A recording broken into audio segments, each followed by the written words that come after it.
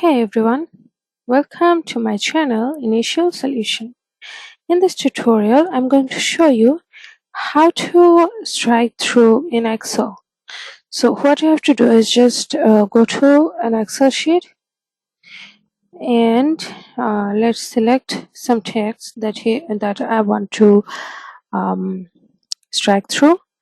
Let's select it and then just type Control 5.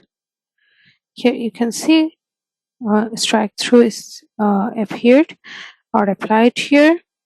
You can do it with your digits too, numerical numbers too. It's just so easy. Press Control 5 and here you can see it's applied. You can do it with multiple columns or Excels too.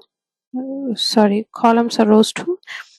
What you have to do is just select the entire thing in here you want to apply strike through and just click on Control 5 and here you can see it's just applied clearly. So I hope you find this video useful and just so easy.